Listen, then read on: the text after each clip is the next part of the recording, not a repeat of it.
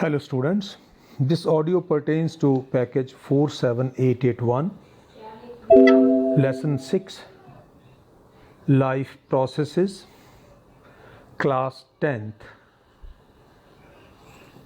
science. We start with our question number 1. Which of the following statements about the autotrophs is correct? So students, when you examine these statements, we find that the correct statement is C.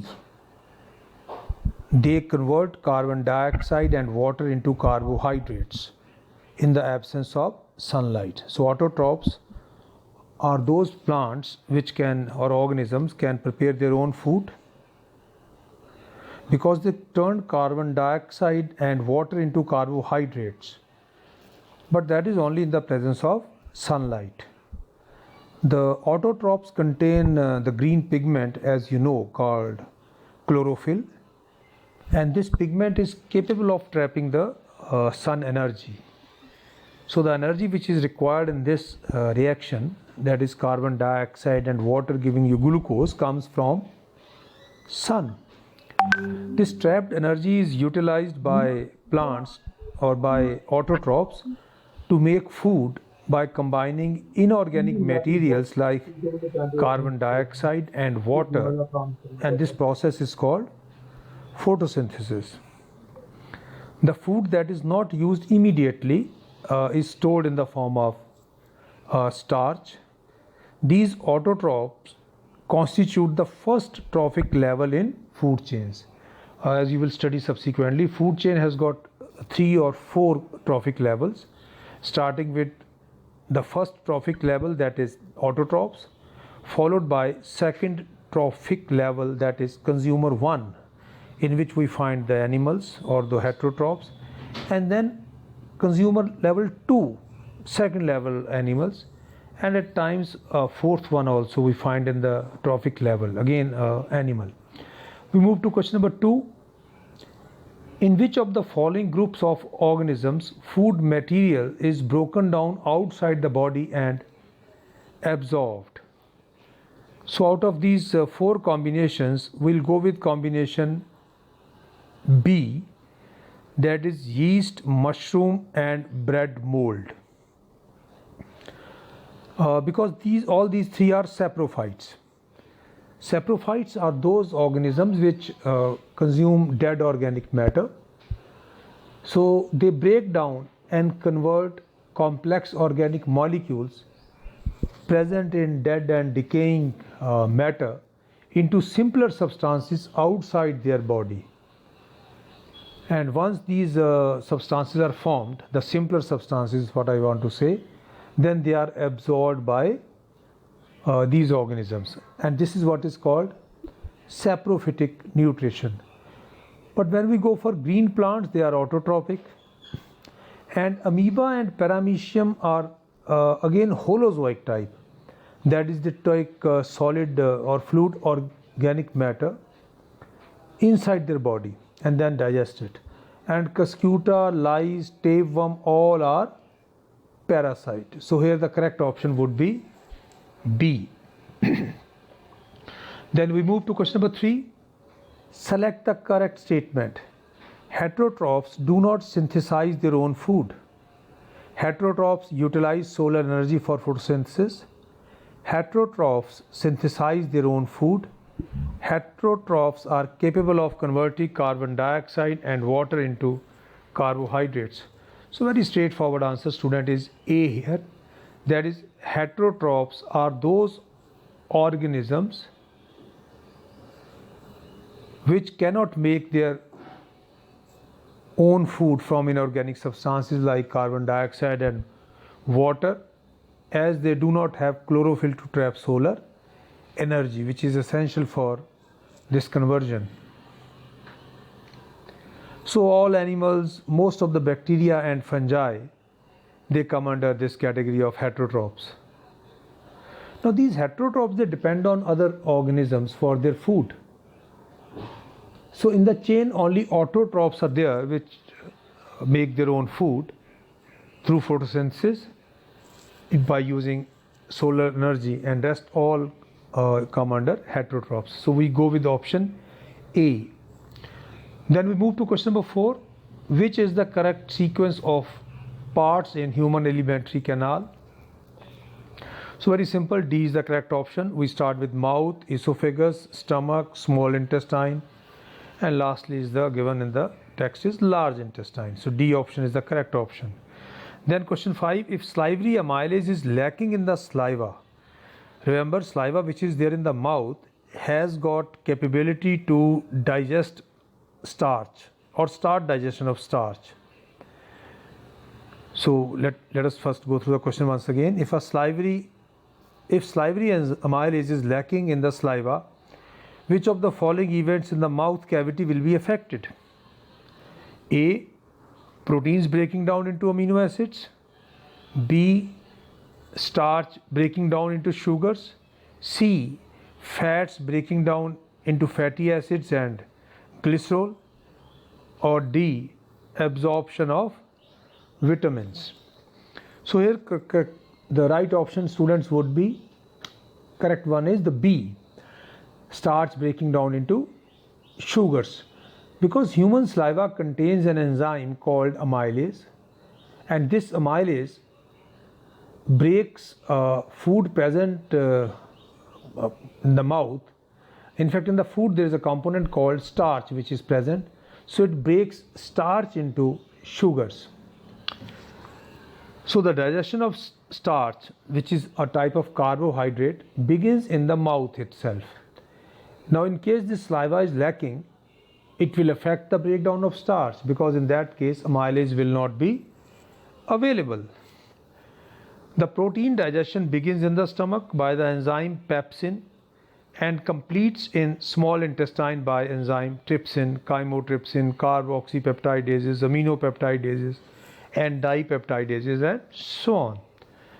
And fats are broken down into small particles by bile in small intestine, and then broken down into fatty acids and glycerol by an enzyme called lipase, which is present in pancreatic juice.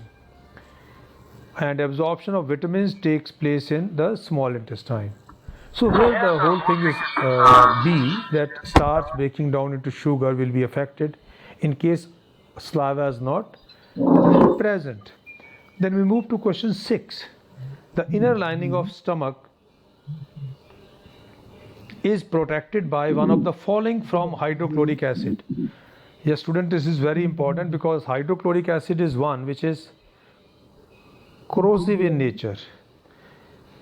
So to save the internal lining of alimentary canal, for example the stomach, mucus is present. So we go with option B here. Now this mucus is very useful because firstly let us see, mucus is secreted by gastric juice which is there by the glands in the stomach. So this gastric juice which is secreted by gastric glands of stomach contains very important part, that is mucus. And this mucus, how it is useful? It protects the wall of stomach from its own secretions of hydrochloric acid. Say mucus is not secreted, then what happens? HCl will cause erosion of inner lining of stomach, leading to the formation of ulcer, which is quite dangerous. So very important that pepsin has to be saved because it can act on proteins in the stomach. But if mucus is present, then it is going to digest proteins but not affect the wall of the or inner lining of the stomach.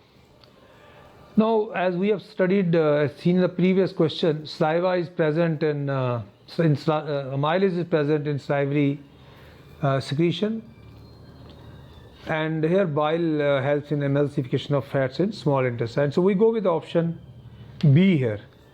Then we move to question number 7.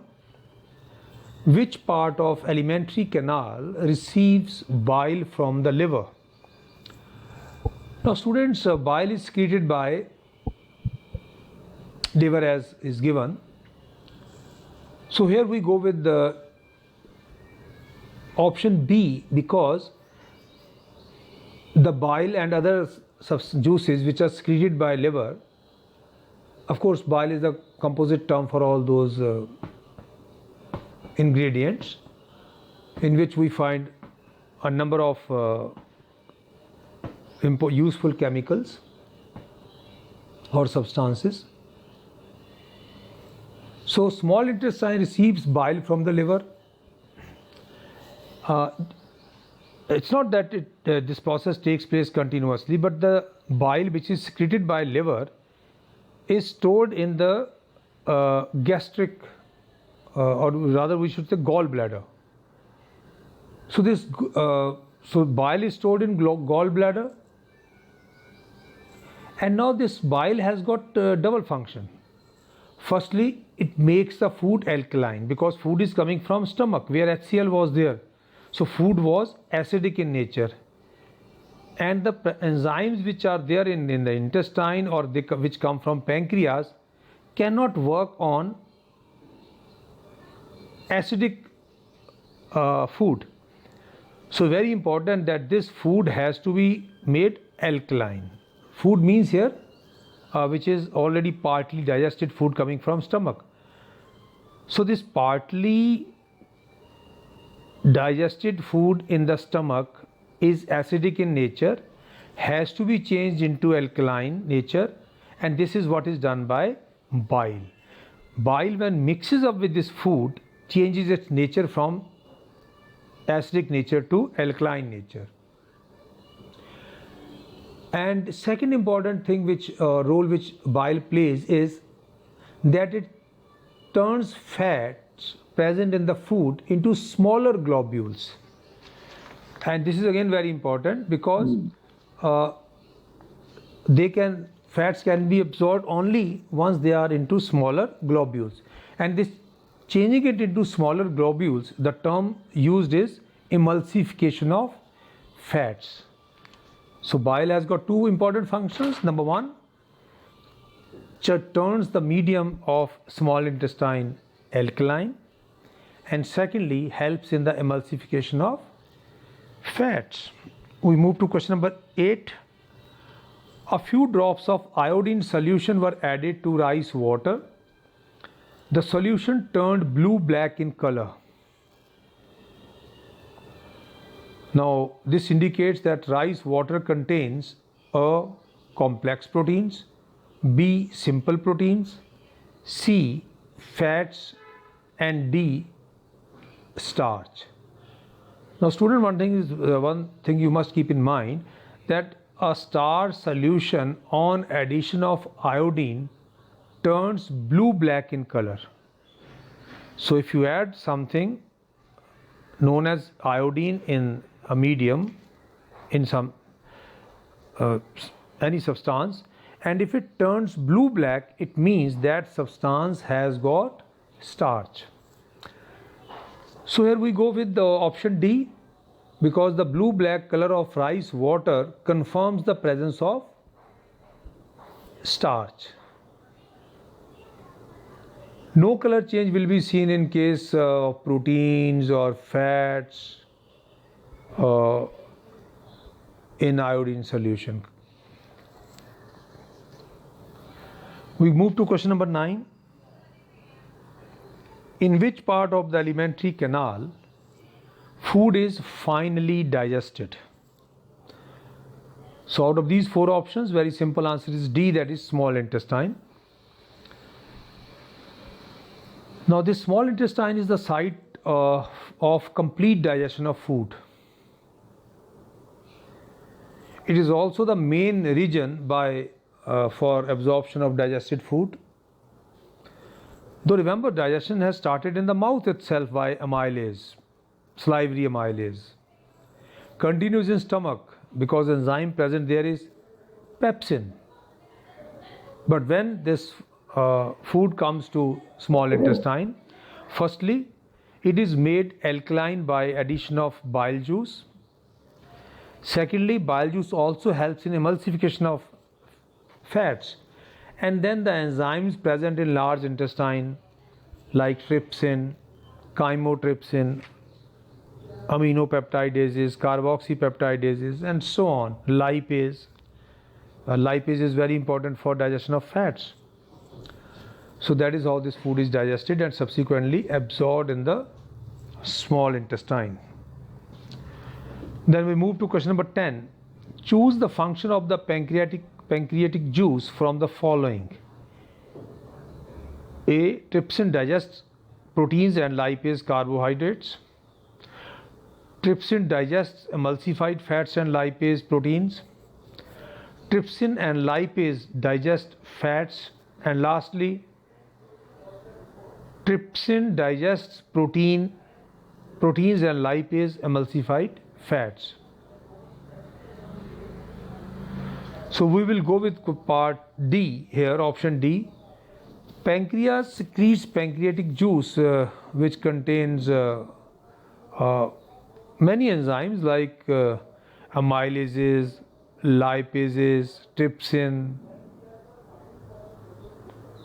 Now amylase breaks down the starch, trypsin digests the proteins, and lipase breaks down the emulsified fats.